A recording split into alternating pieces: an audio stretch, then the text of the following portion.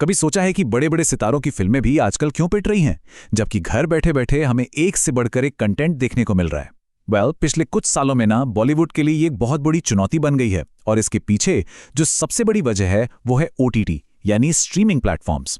तो चलिए आज इसी कहानी को थोड़ा और करीब से समझते हैं कि कैसे इस डिजिटल बदलाव ने सिनेमा का पूरा खेल ही पलट कर रख दिया है। तो हम इस पूरी कहानी को 6 हिस्सों में समझेंगे ताकि सब कुछ एकदम क्लियर हो जाए।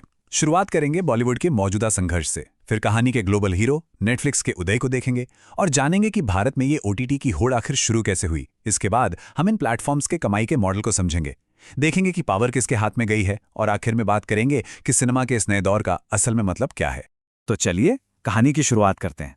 एक वक्त था जब बॉलीवुड का बॉक्स ऑफिस पर एक छत्र राज था, लेकिन अब तस्वीर पूरी तरह से बदल गई है। हमारी फिल्म इंडस्ट्री एक नई और बहुत बड़ी चुनौती से जूझ रही है। तो सबसे बड़ा सवाल यही है, आखिर ऐसा हो क्यों रहा है? वो बॉलीवुड जो दशकों से दर्शकों के दिलों पर राज कर रहा था, आज अचानक स्ट्रगल क्यों कर रहा है? क्यों बड़े बड़े बजट और बड़े बड़े सितारों वाली फिल्में भी सिनेमाघरों में खाली जा रही हैं?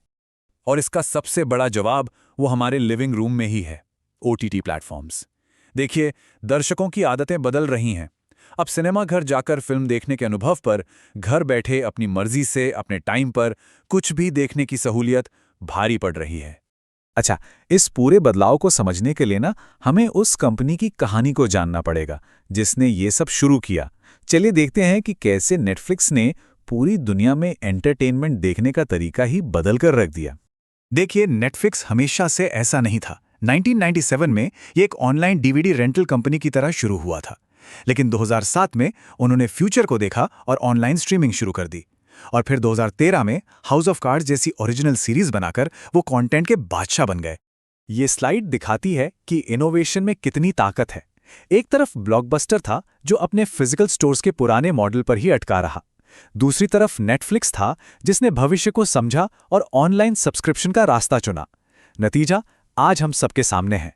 2010 में ब्लॉकबस्टर दिवालिया हो गया और नेटफ्लिक्स आज $200 बिलियन से भी बड़ी कंपनी है। तो चलिए अब दुनिया से घूमकर आते हैं भारत में। नेटफ्लिक्स जैसे ग्लोबल प्लेयर्स के साथ साथ यहां तो स्ट्रीमिंग प्लेटफॉर्म्स की बाढ़ सी आ गई। देखते हैं कि भारत में ये क्रांति कैसे और क्यों आई। भारत की स्ट्रीमिंग कहानी में एक साल मतलब गेम चेंजर था, 2016। ये वो साल था जब कुछ ऐसा हुआ जिसने करोड़ों भारतीयों के लिए इंटरनेट और एंटरटेनमेंट के मायने हमेशा हमेशा के लिए बदल दिए। जी हाँ, रिलायंस जियो का लॉन्च।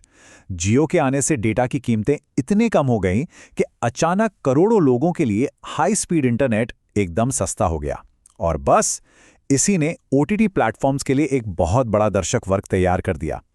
और इस सस्ते डेटा का नतीजा, आज भारत में 40 से ज्यादा ओटीटी प्लेटफॉर्म्स हैं। इस चार्ट में देख सकते हैं कि डिज्नी प्लस हॉटस्टार सब्सक्राइबर्स और दर्शक संख्या दोनों के मामले में सबसे आगे है, और उसके ठीक पीछे हैं अमेज़न प्राइम वीडियो और नेटफ्लिक्स।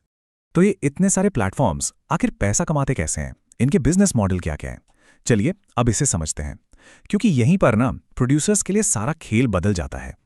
तो मोटे तौर पर 4 मॉडल हैं। पहला है एवॉट यानी एडवर्टाइजिंग वाला, जैसे यूट्यूब। कंटेंट मुफ्त है लेकिन एड्स देखने पड़ते हैं। दूसरा है एसवॉट यानी सब्सक्रिप्शन मॉडल, जैसे नेटफ्लिक्स। तीसरा है टीवीओडी, जहां हर फिल्म देखने के लिए अलग से पैसे देने होते हैं।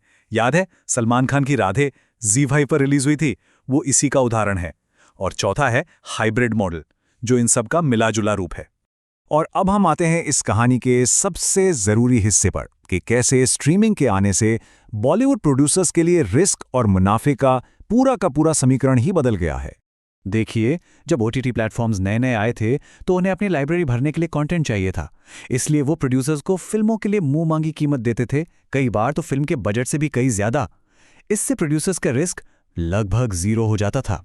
लेकिन फिर आया एक बड़ा ट्विस्ट। कोरोना के बाद जब सिनेमाघर वापस खुले तो प्लेटफॉर्म्स ने एक बात नोट की कि अक्षय कुमार जैसे बड़े स्टार की फिल्में भी बॉक्स ऑफिस पर कुछ खास कमाल नहीं कर पा रही थीं।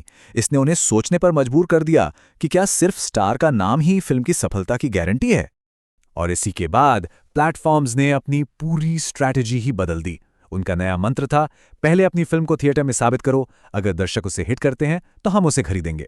और बस इसी एक बदलाव ने फिल्म बनाने का सारा फाइनेंशियल रिस्क वापस प्रोड्यूसर के कंधों पर डाल दिया है। अब सिक्के का दूसरा पहलू भी देख लेते हैं, मतलब हम लोगों का ऑडियंस का नजरिया। 2019 में पीवीआर में एक फिल्म की टिकट की औसत कीमत थी 207 रुपए। और ये तो सिर्फ टिकट की कीमत है, पॉपकॉर्न और कोल्ड ड्रिंक का खर्चा तो अलग है। तो ऑडियंस के लिए तो चुनाव देखिए एकदम साफ है, जैसा कि ये चार्ट दिखा रहा है। एक तरफ 207 रुपए में एक फिल्म का 3 घंटे का एक्सपीरियंस, और दूसरी तरफ उससे भी कम कीमत में पूरे महीने के लिए हजारों फिल्मों और शोज का खजाना।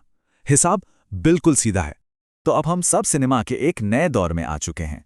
चलिए, अब तक हमने जो कुछ भी देखा है उसे फटाफट समेटते हैं और समझते हैं कि इस नई हकीकत का हर किसी के लिए क्या मतलब है।